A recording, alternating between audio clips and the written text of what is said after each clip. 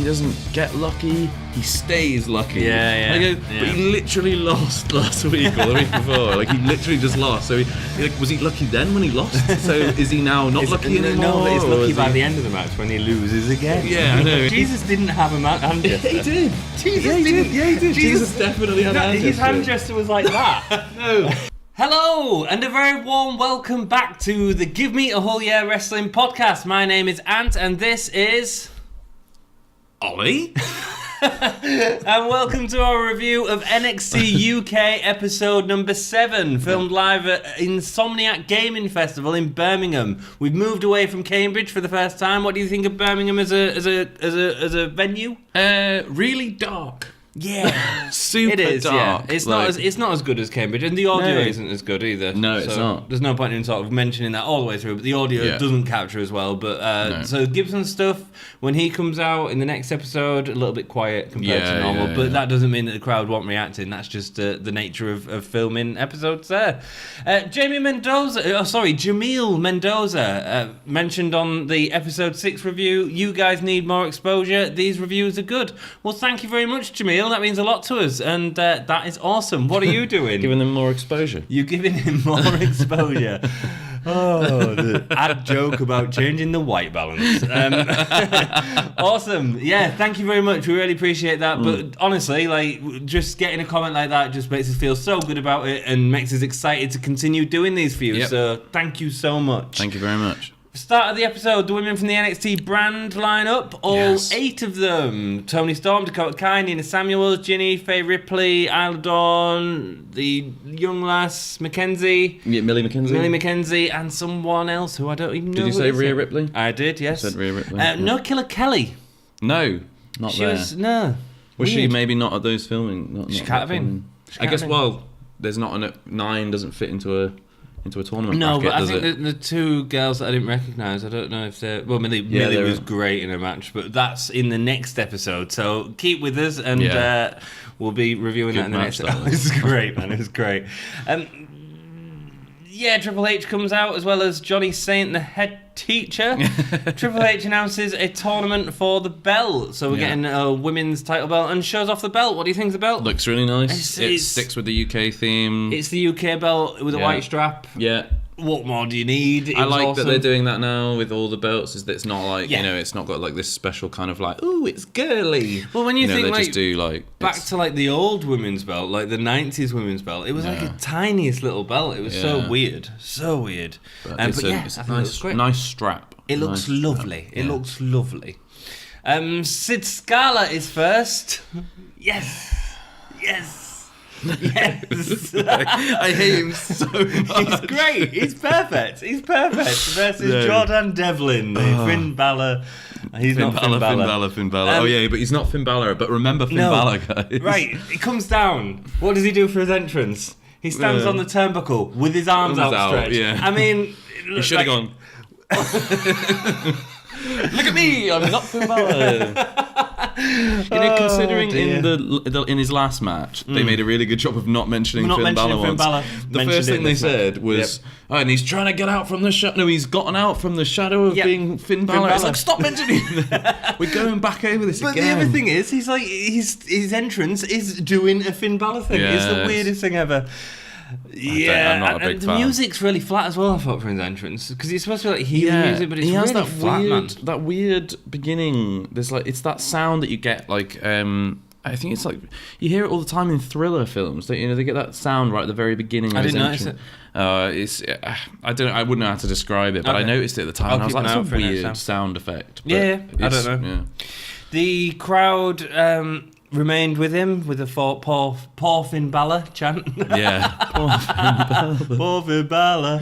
Yeah, budget Finn Balor. Yeah. Very good. That's they need to stop making that association. Yeah, but when they're making it, like, the fans are going to make it as well. Yeah, you know? exactly. But that takes away from what they're trying to do with him, I think. Do you know what I mean? He's a good wrestler. He is really good. He's a good wrestler. Over the top rope cutter by Devlin looked amazing at one point in the match. Sid Scala kicked out. What? Yeah, I know. Sid Scala kicked out with a cutter from the top rope. Sid Scala, in every single match he said, I think apart from whoever it was he fought the first time around, was it Mastiff or somebody big, probably threw him Mastiff. Around. he's getting in way more offense with people than I was expecting him to. Yeah, well, he's got this storyline which comes up in the next episode where he's going to the head teacher to see about another match, as in Johnny saying. So he's obviously getting a storyline to all these losses as well, which is cool. I like Sid Scala. So, I want his Lego hair. Looks like it's been painted on, doesn't it? It does, man. It's great. It's great. The thing is, though, right, this match for me was like, so, you know, Devlin's great, but he's got the most punchable face in the world. And Sid Scala is just... than Sid Scala? Well, no, Sid Scala is just the most punchable person in the world. So you've got the most punchable face versus the... Right, yeah, the two of them together is just... Oh, man. But good match, though. Yeah, it was all right. Yeah. Scala goes to deliver a top rope dive, but Devlin drop kicks his Lego hair clean off his head mid-air. Yeah. I mean, it's cool. Devlin gets his finisher, and although I didn't like it during the match, I've talked about Devlin's finisher before. Yeah. On the replay where they didn't cut away, it looked really good. Yeah. I think it's WWF's like cutting away that's really annoying me. There's been a few instances of that during the course of these 2 episodes where the replays have looked way better than the initial. Yeah, but they've got the footage. It's not live. I mean, they could show it at any point, but I don't know why they are. It's the fact that they're cutting this. It's quite a complicated move. Yes, it's not simple to follow. No. And if you cut away from it, it jerks you even more. Yeah, because it's almost like two separate... I think we mentioned this before. It's like two separate moves that switches in the middle. And if you cut during that switch, then you don't see You miss it. But the replay showed it in its full, and it did look good in its full. Then we get an interview with Jordan Devlin in the ring. The question that Ratsy's got... Ratsy? Is that his name? Radsy, yeah. Not Ratsy. Ratsy, no, Radsy. Right. Good old Radsy. He did my head in. Have we seen the real Jordan Devlin? I mean, that's an impressive question. Yeah, we've talked about these questions, haven't we? They're the most boring questions in the world. Since you mentioned it, man, I notice it all the time. Yeah, every single question is... Do you know what? There was a moment where he said, Radsy, why don't you take that microphone, go backstage? And I was really expecting him to say something rude at that point. And I just thought, put it somewhere. And ask them if they know where they are. But I didn't get where the promo come from. He goes on a rant about posers and pretenders backstage. Yeah. Go ask the fella in the mask pretending to be a luchador. Yes. He's from Leeds. Give me a break, man. I like the line. Yeah, the line was good. But where's it come from? It does seem a little bit like if there'd have been some video package where he like went past him backstage and there was like some kind of interaction that would have like built into it. But just to go like, I just don't like this guy because he wears a mask. Yeah. And it all just plays off the question that Radsy asked him. Yeah. The only reason he says that is because Radsy goes, have we seen the real Jordan Devlin? Which is a weird question in the first place. It is. It doesn't even make sense to go to where he goes. Yeah. It's just mental. It's like you wouldn't walk up to like a sport, like, like an Olympic runner after they've just won the 100 meters. You walk up to them and go, have we seen the real Usain Bolt? Do you know what I mean? Like, that sort of question. It's weird. It's mental. It doesn't make any sense. But then, and I don't get it, because this episode, I'll spoiler for the end of the episode, I didn't enjoy it that much, right? No. And then the next episode I did. What is this formula that they're going for? Because episode 5 was a bit naff. Episode 6 was great, and it feels like it's the same thing here. Yeah. But it feels like some of the stuff, especially storyline stuff, because they did a lot of storyline in the next episode.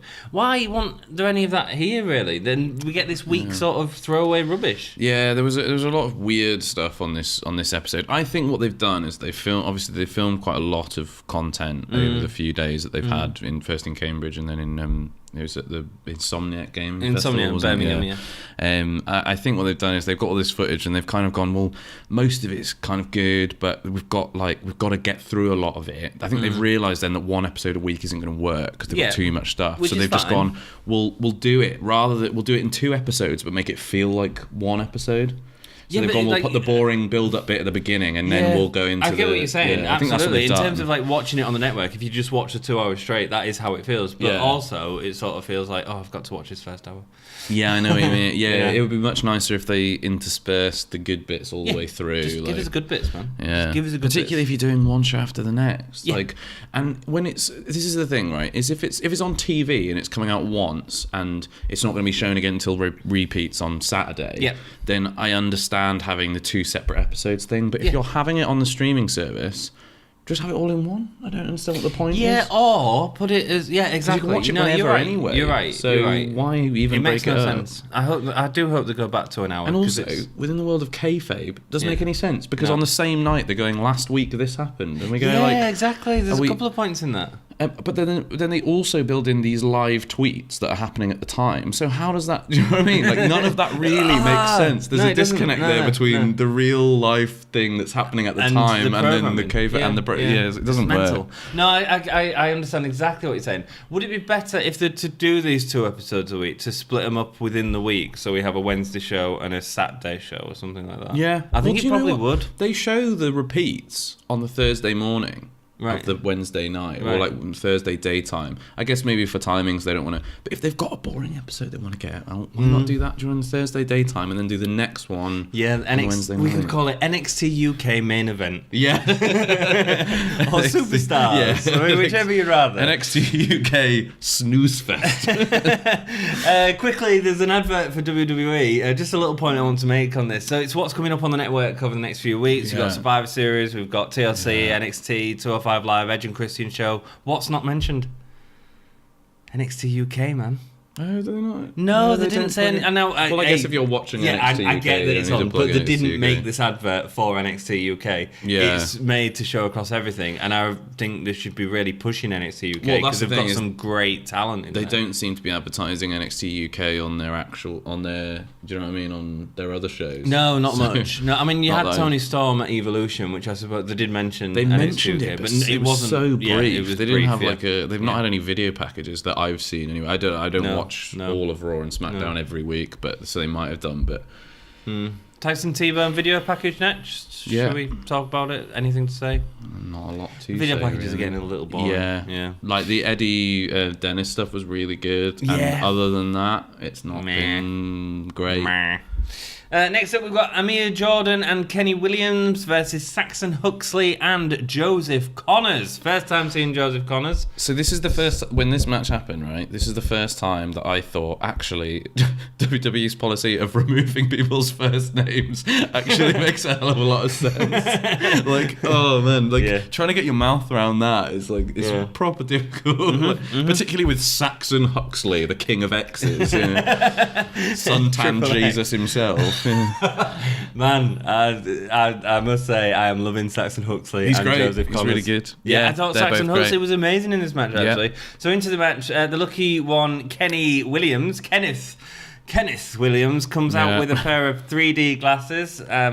His character's really starting to annoy me. I just don't get him. I don't get what a lucky one is. So he's lucky. He wears 3D glasses and he has an arrow that points down below on his back. And did you notice the arrow this time? Vanilla Ice hair. Yeah.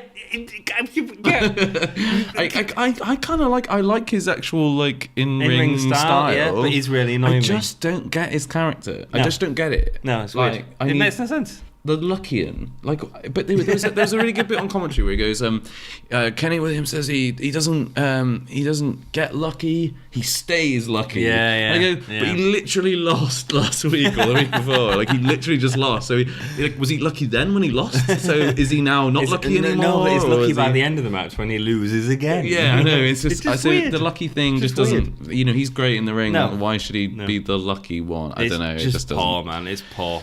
I don't get it. It's not going to work. Saxon Huxley comes down in a gold leather waistcoat, which looks sweet. I really liked the attire for this. It looks really cool. Would good. You prefer him in a robe though? Yeah, but I want him to come out in a robe doing what's the hand? It's like. The Jesus. The Is Jesus that the hand Jesus gesture. motif? What does he do? Is it that? I don't know. That's like too sweet. I don't even know what you're on about now. Jesus didn't have a hand gesture. He did. Jesus didn't. Yeah, he did. Jesus definitely had a hand gesture. His hand gesture was like that. No, he had like it was like he's in all of the murals and stuff. He's always got like his hands in a certain way like that, and he's doing it. Yeah. He's always doing like a thing, he had Jesus had, promotional material. Jesus had his own too sweet. Yeah. So he would like come down, and his guys would be around. Shining light behind him. His 12 stablemates would be around the table, and he'd be too sweet in them all. Judas. Judas was there. Man, I love that. With a steel chair under the desk, ready to go full Seth Rollins on him. Oh man, this is broken down. I love it. Sorry. Connors. No, I love it. Didn't like his outfit, right, with Joseph Connors. So I genuinely like Connors, but his outfit when he come down, it was like... I can't remember what it was. It was a white jacket, but it looked like he'd ripped the sleeves off a jacket and then stitched them on like really poorly. Like a dance school type performance. I'm going to have to look back at it because I just don't think I was poor. paying much attention. I think I was so distracted by Suntan Jesus. Joseph Connors' character work is so great, right? And to like waste him with like a really cheap Jericho looking jacket was just weird. Right. It was great. It was great in the Blackpool tournament. If you go back and watch the Blackpool tournament, he's just great though. He is. Did you watch his whole thing on what was it? WCPW before it was Defiant when he became the WCPW champion. That whole storyline with Connors, he was just amazing. I've seen bits of it. I saw more of him with NGW actually, which is a sort of local whole promotion. They do a lot of great stuff. The Waking Butlins, I think, as well. NGW are great. NGW are awesome. Yeah, Connors really is awesome. Nice guys. Connors is awesome. Connors feels really aggressive in the ring, but it's Saxon Huxley, man, doing all the power moves. It was great. Oh, he's a big dude, isn't he? What is he? Like 6'2"? Don't know. 6'3"? No, I think he's probably taller. Probably. He's big, though. Yeah, he's tall good. Dude. Amir goes for the hot tag, but Connors knocks off Williams. Thanks, autocorrect. When Kenny's in the ring, he delivers a nice springboard back elbow to Huxley. Yeah. On the apron, looks really sharp. Really enjoyed that. Sort of does a little bit of a thing with him outside as well. Really good. Huxley delivers an awesome spinning off the shoulder move, which looks really good. Yeah, where he sort of like releases halfway through and just sort of flies off. Like I mean, he's a big dude throwing a little dude. It always looks good with that much height. Connors delivers a sunset flip straight into the turnbuckle. Man, that was nice. It was really cool. They call it a sunset bomb, and then he gets the pin, which was awesome. And his finish is great as well. It is, really cool. It is really cool. Little shout out though to Kenny Williams' double. I love it when he does I can't remember what it's called, where it's like an avalanche foot stomp through the ropes and then like pulls himself back up and then hits the other side. He's done that a couple of times. That's what he does after the diving elbow. Yeah, it's really nice. It's good. So Huxley and Connors. Great, right? Yes. Great tag team. It's a great match. It's a really good match. All three of the guys look great. And Mia did a really good job as well. We didn't even talk about him in the match, but he's like... He didn't feature a lot. Well, you were saying this... What was it called? Bangladesh? No. They called him... In the last time he was out, they called... The Bangra Bad Boy. That's right. I think they've dropped that, or they just didn't mention it. I didn't notice them mention it. No. But they were like they were really seemed to be pushing this idea of him as the Bangra Bad Boy. Yeah, and then they've just seemed to have just ignored. There's a great move earlier on where Huxley sort of throws Amir into the ring ropes, and he sort of does a backflip and then does a little showboating afterwards, which is really cool. He's great. I fear though that he's gonna become Enhancement. Probably. Yeah. I don't know. We'll see. We'll see how it goes. Good. Yeah, he's really good. I suppose not everybody can get pushed. No, exactly. Huxley and Connors tag team. What's the name? Oh man, there's got to be something. Because they both look like Connors looks a bit like a well-shaven, like a well-groomed Jesus. Something like the Commandments. The Disciples. The Disciples. Yeah. Although there's already been a disciple. There has. Yes. The second coming of Christ. I don't know. The second coming would be really good. That would be a really good statement. The second coming. Oh man, never as a gimmick. I should join the group, man. I am Jesus. I'm not. Right. It's like that. It's that. That's what he does. Or that. Jesus does that. It's like that or something, yeah. Jesus does that. He's got his own hand sign. And Balor does that. Great. I really want, like, we're not big enough. We've got some dude that says, you need more exposure. And I'm like, let's get fan art, right? And my request would be Jesus with 2 sweets. Yeah, 2 sweet Jesus. That's probably already been done. Amir and Williams, man. I hate Williams' gimmick, right? And Amir does something that I hate as well, and it's his outfit. I hate velvet in an outfit. right? Billy Kay does it, and I hate it. Okay. Yeah. I watched mine on a small device, so I can't tell the textures. Oh man, that is an outfit you don't want to touch. Okay. It'd feel like a 80s sofa or something like that. It's bad, man. I was really impressed with Fox in the match. I thought the match was quite fun and entertaining. Some good moves. Next up, we get a rundown of all the women in the tournament. Really great graphics on this, sort of showing where each woman debuted. So there was a couple that were download that debuted at Download Festival last year, and they mentioned that, and that was really cool to see. A couple that were Mae Young classics. They gave them that nice kind of like, height graphic, accolades, whatever. Yeah, but I really like the fact that it was showing you where it was debuted. Yeah, and all these guys cool. have like joined WWF in what was like, old podcast, WWE, in the last sort of year as well. So it's cool, man. We've got some talented people in here. Yes. I was gutted that they didn't have a female match on this card. They sort of do the title belt, but then... And then just went, Oh, something to mention, though, actually, about that lineup they had, and without giving any spoilers away... But they did a really good job of making Rhea Ripley look like an absolute behemoth compared to all of them. Yeah. Bear in mind, she's the same height, according to their statistics, as Nina Samuels. But on the right, I don't know if it's just the way they framed the camera or where they had her stand, but she's on the very right-hand side of the picture, and she looks enormous. Like, she did, buff. Built, tall. Was she stood next to Ginny? I think they did stand her next to the smallest. Apart from Z, I think is it Zia Brookside? Is that the young one? Zia the one with the one white with the hair really cool hair. Cool. They had her on the opposite end, which really framed just how big a difference. So if you want to make Rhea Ripley look like a monster, they did a good job of that. They did a good job of that. Triple H was a bit boring. He didn't really do much. Didn't do much, did he? No, he did the "Are you ready?" thing, which I've never understood why everybody gets. More entertained by Johnny Saint, the charismatic Johnny Saint teacher. Oh, Johnny Saint though, he goes "Oh, we're gonna show you the new belt," and he goes "I'm ready," and then the crowd starts to go, "Oh, this is it!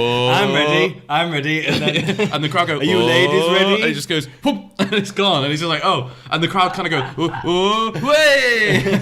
After, do you know what I mean? You thought he might kind of do a bit of showmanship. No, he's a headmaster. He just goes, "This is the thing. This is the thing. This is it. No fun for anyone. I'll get back to lessons." I think Triple H went to him before. He says all right, so what's going to happen is I'm going to say, "Are you ready?" And out of nowhere, he just says, "I'm ready." I'm ready. And then just an interview with Trent Seven is next, who is so down to earth, man. Trent Seven's promos are awesome. They feel so real. Yes. He's talking about Gibson and his achievements. He's a wrestler, but he's talking more about his achievements in the ring and how he's not just a wrestler but a sports entertainer. Put me in the ring with Gibson, or I'll beat him at a promo as well. Great. I can't wait to see this, and that is in episode 8. So if you're enjoying this podcast, please stick with us. Give us a thumbs up if you're enjoying it. That really helps out the channel. Subscribe below and hit that ring bell. Ding, ding, ding. I was right on the spot. I love it. And it'll let you know when we're next doing an episode. Also, hit us up on Facebook and Twitter, and we'll let you know about stuff. Hit us on Patreon and Redbubble, where you can buy awesome t-shirts and mugs if you choose to support the channel. But comments like Jamil's are awesome, so thank you. Next up, we have Tyler Bate versus James Drake.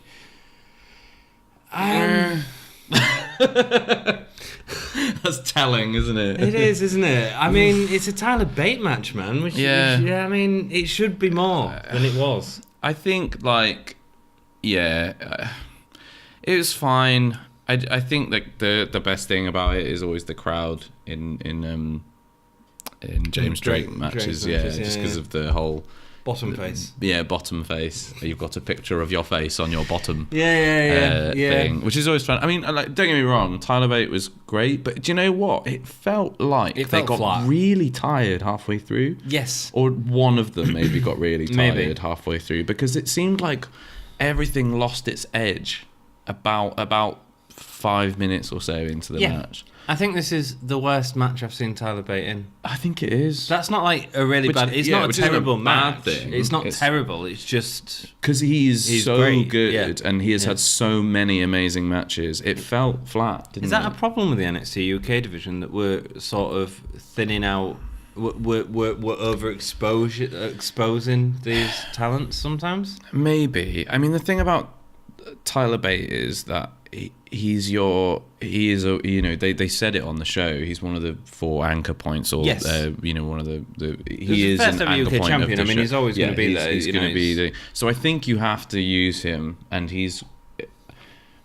but I just don't know whether they're using him right. I don't think we know that he would beat James Drake. Yes, I guess they were setting up for the next episode. Yes, but the match, but beyond that, the match isn't that great. It's not, and yeah, maybe you're better off saving. Do you know what you don't see? It's really hard. You don't see it, or you haven't seen much of it in NXT UK, and when it does happen, it's been good. Is promos? Is like coming down to the ring and just talking. Like when Trent Seven came out on Gibson.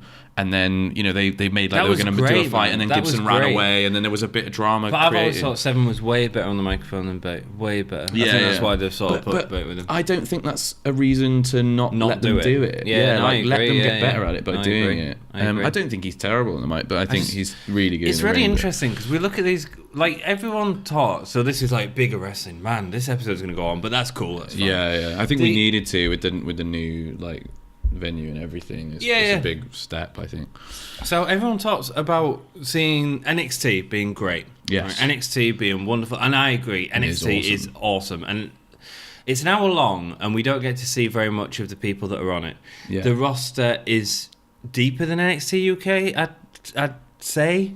They've got some more defined characters and stuff like that, so they've got a lot of storytelling to tell. Yeah. On NXT, on the episodes, which are an hour long, you don't see everyone every week, and when you do see them, they're great. Now, the point I'm trying to get to in a roundabout way is we all love NXT because we get such good matches on NXT, out of takeovers, and we want them to go to main roster at some point.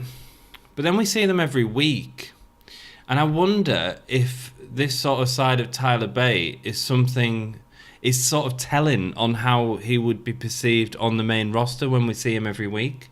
And it becomes stale because NXT and main roster are a very different beast. Yeah. Does that? Yeah, no, absolutely. And I think that it's going to stay that way until somebody takes over, main roster from Vinny.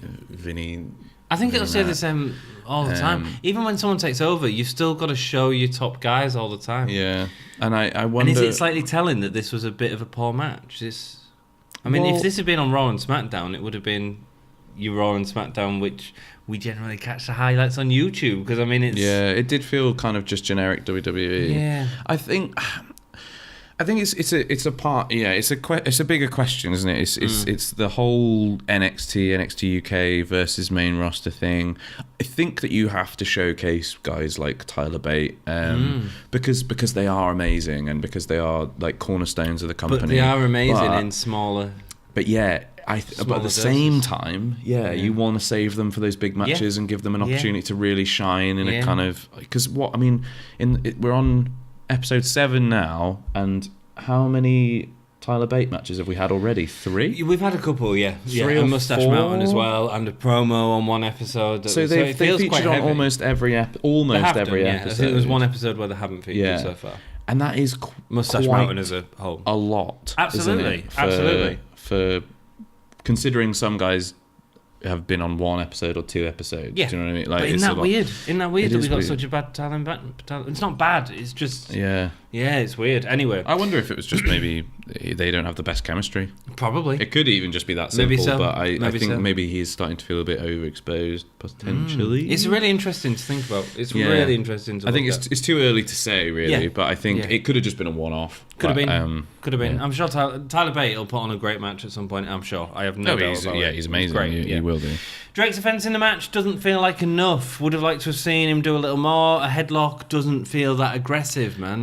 That's the sort of problem. There was a lot of holds. There was. There? And I don't mind working them out and yeah, grappling, yeah. but I don't know. It's just not. Zach and in the next episode, Zach and Seven do a lot of grapple wrestling, and it's great because it's fighting all the time. It feels aggressive. Bate picks up the pace of the match with a standing hurricanrana that was impressive, sort of seeing them spots, but it felt like spots. It felt like working to spots. Bate with a catching backdrop suplex from standing star and a standing star press. Again, looked good, but not enough. A lariat into the Tyler Driver 97 gets Bate to win. Yeah, interesting. I don't think Drake did enough with his offense as well. Yeah, I think that maybe that was the problem with the match. I don't know. It's really, really hard to pin down. I think we could probably talk all night about it, but I think I know exactly what you mean. It felt flat, particularly from about the halfway point. It felt like not everything was landing right. It felt kind of slow and sluggish, and it felt like they were tired. Yeah. I don't know what that was caused by, but I know that all I know is that I've seen Tyler Bate have good matches on every other episode of NXT UK, so I wonder if it was just a one-off or whether it is maybe, if we see next week and it feels maybe we're just becoming too overexposed. Maybe so. The other interesting fact is obviously these are all sort of filmed at an event, so this happened probably over a weekend, I presume. I haven't looked at it. I don't know how long Insomnia I think is over a weekend. Okay. So if you're putting Tyler Bate in a lot of these matches and Trent Seven in a lot of these matches, they're probably going to have a tag match within the Insomniac weekend filming, then you are going to get these sort of... Get knackered, you've got two guys going out in 2 days and having 4 matches, 3 promos. Yeah, and, it's a lot. As well as a lot of interviews, people wanting to... It's a lot to put on the guys. It is a lot. I felt like that was similar with the World of Sport, which I don't think you watched quite as much, but the World of Sport stuff, it felt like there was a lot of stuff going on for the same people, and certain matches fell short for that, and that's what we feel here. Sorry to go on about that so long. No, but it's important. Weird. It's important. It's weird, yeah. Because we're at this fledgling, we're still only on episode 7 of what could be the next NXT, which could go on for years and years and years. Yeah, it's important that we address these things early on because we need to see how this and how that changes or doesn't change or where it goes and what we think of Tyler Bate in a year's time. It's really interesting. Ashton Smith versus Wolfgang is the main event with the Coffey Brothers.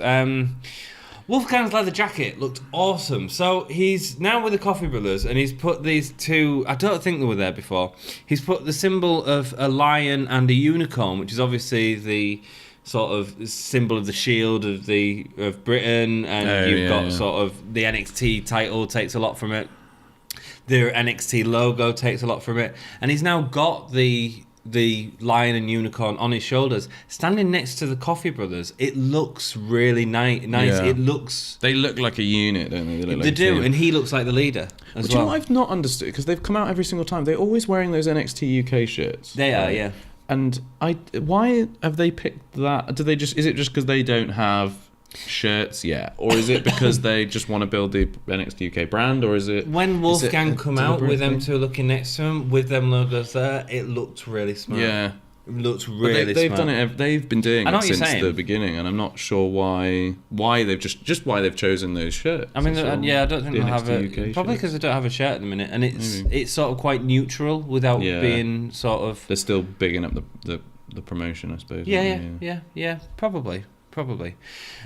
Ashton Smith dives from the turnbuckle straight into a gutbuster from Wolfgang, which looked really sharp. We've seen Wolfgang do that before, and it looks great. It's a cool spot. Ashton Smith obviously slightly bigger than, I think it was to Mark Andrews we saw him do that too before. Yeah. Slightly bigger, so impressive. It worked better on Smith than it did on Andrews. Yeah, it looked great. It's just sharp, man. It's just really sharp, and that's what's really good about Wolfgang at times. Really good in the ring. He can be, yeah. I think they're selling him in a really weird way. I don't get it, but he doesn't sell as a bigger guy for me. I don't know why. He doesn't sell as a powerhouse anyway.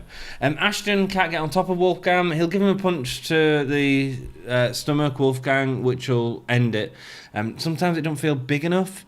Ashton did a lot less showboating in this match. He annoyed me a little bit in episode 6, I think it was, with a big 6-man tag sort of thing where he was sort of rock selling punches and all this sort of stuff. You say that, but the first thing I noticed... He did do a few bits. The first thing I noticed was him getting punched and going like... Yeah. I was like, okay, like he does a diving clothesline where he does the whip forward and then whips his arm back as well, and it feels a bit too showboaty. It's a little too much. And to be honest, I think if out of everyone in this is a statement here because I'm not a massive fan of him. I think he's okay. Okay. If Vince was to get his hands on him, I think he'd be the next Roman Reigns. I really do. You think? Yeah, I think he would. What, of everyone on the NXT UK roster? Yeah. He's got the look, I suppose. He's got the look, and he's got that showboatiness. Yeah. He actually reminded me slightly of Roman Reigns when he did that clothesline because it was quite similar to that, Superman punch type thing. The kind of jumping lariat thing. It probably looked good on camera. It just feels a bit too. Yeah, I know what you mean. Yeah. I think because he does that showboaty WWE Raw style. But NXT UK is much more grounded in brawly and in the British style. And I think that he's not got that British style about him. No, he doesn't have the British style. And it plays into that same thing. It was like, I think it was the first, I'm sure it was him, and if I'm getting this wrong, I apologise, but when his first video package where he says, yeah, I'm a bit of a brawler, but then his video package cut to him doing like front flips over the top rope and stuff. I was like, are you a bit of a brawler? Like, yeah. I don't know whether that he's just got a style that is more suited to the main roster. And you know what? If he went to the main roster, I wouldn't miss him. You wouldn't? Not that there's anything wrong with him. Would you watch his videos on YouTube? No. Not that there's anything wrong. Like, not that there's anything wrong with his character or the way he wrestles. But I know there's other exactly people on the NXT UK roster. I'm saying? I think he's very raw-ish, and I think Vince would. He would. He'd gobble him up. Smith uses the rope a lot and always working the ring. Quite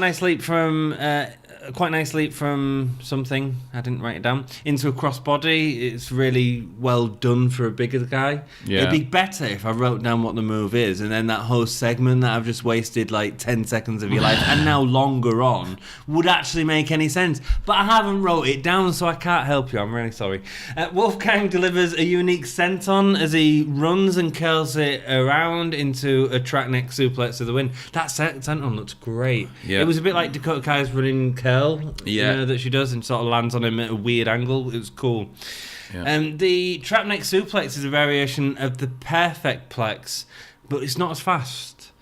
I prefer I like a perfect plex. I think it's a great finisher from Mr. Perfect. Obviously I think it's a great finisher. This feels a bit slow. There's a lot of so this is, again, we're going to get into a slightly broad topic here. There's quite a lot of wrestlers on the NXT UK roster who have variations of existing moves that make them very slightly more complicated. Like Jordan Devlin's got like a slightly strange version of Wolfgang's got the thing. Even as far as, say, like Tyler Bate with a Tyler Driver. Okay, so the Tyler Driver is fine, but because he's so short, they don't fall very far, so it doesn't look that. Do you know what I mean? It's not an Undertaker last ride. Yeah, I'm not sold by the impact of it at all. No. Then there's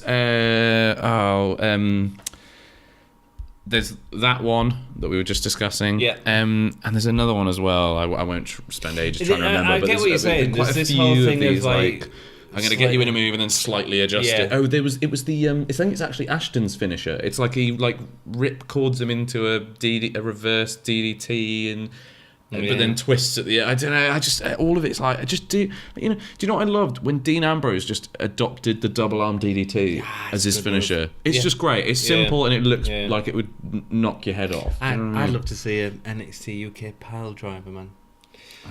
We was doing a review the other day, off topic a little bit, but if you watch our Wrestling Rewind reviews, you can see this. It was Road Dogg versus 123 Kid. Yeah. Right? I think you might have mentioned this on the last podcast, on the last episode. Because it's mental. Because it's mental. He does a pile driver off the second rope.